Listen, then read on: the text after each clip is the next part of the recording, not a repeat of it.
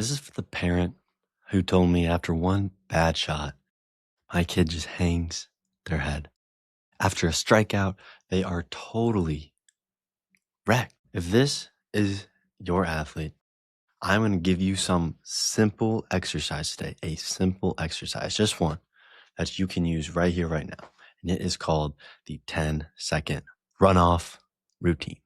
Now, if you're new here, my name is Gabe Rummel. I'm the founder of The Athlete's Health, creator of It's a Furnoic Gym, this mental performance playbook podcast where we are just breaking down elite mental strategies, delivering them in actionable exercises for you. This is a way to give out these free exercises, and then ideally people will see what we're about and know this more new thing in athletic world and in the training world, and then come give it a shot with us. But take these exercises, use them, and level up your performance, and then share it with someone if you find this valuable. Go ahead and give it that like. But first off, we need to normalize what is actually happening and what this parent told me, where they are hanging their head after one miss, where after the strikeout, they are wrecked and they are done, down for the count, knocked out. Okay, the kid is not being soft here. The athlete, you're not being soft, okay? It's not a character flaw. It's not something wrong with you. It is simply a pressure response. Pressure is being put there and we are responding from it. A mistake happens. The brain is reading it. The brain is interpreting it, coding it, storing it like danger. Danger means people are watching. Danger means I cannot mess this up again. That's what this means. And so then the body changes. The head's going to drop. The shoulders cave down. The eyes go down. Everything is lowering. But there is a problem with this. When the body acts defeated, the brain believes it. The brain follows suit. The brain is going to tense the body. The next rep, it's going to be tighter. We're not going to be as loose, right? They're playing tight out there. They're not letting it go. It's being tighter from this danger response, right? Fight or flight. It's tensing up. So that next rep is tighter. And now that mistake spiral that we so commonly know begins to take over and snowball and snowball and snowball again. And that spiral seems like it can't stop. There is something we can do with it. Okay. And we're not going to try to remove mistakes. We're going to try to train the response to the mistakes, right? There's something in the dietetic world where you don't necessarily try to remove things because then you're going to crave them. You're going to be thinking about it all the time still. Don't think about a pink elephant. That's what you think about. It's the same thing in this case. We can add certain elements to then push it away. In football, this is the big idea here. In football, there's something called the 10-second runoff rule, right? Whether you like it or not, 10 seconds are going to come off the clock. It can be the most meaningful 10 seconds. It'll still come off. And that is the key idea here. In sports, after a mistake, the clock is still going to move, right? It might pause, but the game's going. You only get so much time between plays to forget about it and move on to the next play. Otherwise, you are going to literally get left behind. It is not pausing. The game is not pausing just so we can feel better. So the people playing can feel better. It does not happen like that. But just because it doesn't do that doesn't mean we can't train with this, right? Your body doesn't naturally squat 225 or bench 225 or whatever you're training for, but you can train it. So we can train this in our mind, and we got 10 seconds. That is what we are training for ourselves today. 10 seconds. That is it. And in those 10 seconds, we have one job. We are going to be resetting our body, our mind, our game, our play in those 10 seconds. Then you play the very next rep, and you're doing the reps in those 10 seconds to get moving on, to forget about, to leave it behind, to get to the next one, because that's where we need to go. So here is the exercise, the moment that all this talking is coming to. All right. The full name, something that I want to call this here today for this free mental exercise that I want you to take out. I want you to go try and use this today. This is something that we would use with our clients, with our TAH Titans, our athletes. 10-second runoff routine.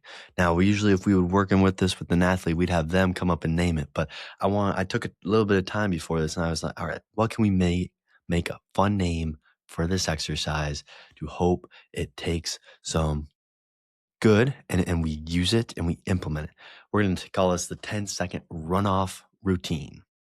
And today I'm going to be dropping the physical part of this runoff routine, because that's a part that athletes time and time again are going to know, ones we're going to use, one they can think about, one they can use, and it works really fast. There are other pieces that we can use with this, but for today, we are going to keep this short enough that you will actually go out and try this and go with the physical part of the 10-second runoff routine. So let's get right into this. Step one, some type of hand reset. I don't care if it's opening and closing your fist one at a time. I don't care if it's tapping a shoulder, tapping an elbow, tapping a wrist, pulling up a sleeve, kicking your butt, which is not necessarily your hand, but I'm focusing this one on the hand. Okay. Hand reset, whether it's opening the fist. Let's go with that. Okay. This is telling your body, I'm back. I'm here. I'm present. I'm not thinking about that. That snowball of that last play is not moving on. So we're going to come back to this. Step two, shoulder reset. We're tying these together. We don't always do this, but I'm staying full physical here. This versus the hand. Put something. Maybe we're tapping the shoulders, and we're going to move to the shoulders and roll those shoulders back. Shoulder reset. Chest is tall, telling us we are tall. Head is level. Now, all of a sudden, we are not thrown down. We are up. Whether we want to or not, if we train this as our exercise, it is going to happen. We can make it happen. It doesn't have to follow just our thoughts and what we want to do, but we can make it be what we are going to do no matter what. So we started with the hand. This is 10-second runoff. Remember, we only got 10 seconds to get this in. Are you with me right now? 10-second runoff, starting with the hand, putting it somewhere. We're going to go tap the shoulder. We're going to roll the shoulders back. And that means our chest is going to go tall and our head's going to go level. Now you're looking ready. And last piece, if we're going to boom, boom, boom, we're going to rock and roll with this. We got our feet. Step three is that third step, or first step is going to be getting those feet going. We are planting in the ground. I don't know what sport we're talking about here, what sport the parent is listening this for, what sport the kid is in, the athlete. But I have a feeling you're using your legs. All right. Unless it's something in the pool or on a horse, some way, shape, or form. And even most of you're still using your legs. You're just not pressing into the ground. Right. So I was talking about the ground. Position yourself like you are attacking the next play. In track, we are exploding off that block foot. In basically any sport, we are exploding off the ground. Boom. That's the last part of the 10 seconds. Now you are not stuck in that last rep. You are exploding into the next one. And we could not do that if our hands didn't first take us out of that last play, moved us into the present, and bring our shoulders back, chest up, head level. Now I know that is common and maybe we have heard of that before, but have we had it laid out in the systematic way for this mental exercise for us to implement now in practices, in games, use at school, use any moment at home? Because I always run up the stairs. I don't know about you, but I run up the stairs. And we move in it. You had 10 seconds to run off. And yes, at the end of this, we are running. We started with the hands, then to the shoulders, and then the feet to explode up. And yes, it sounds simple. That is why it works.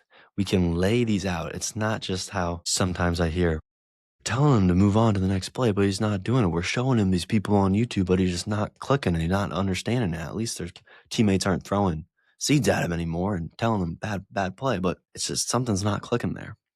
Okay.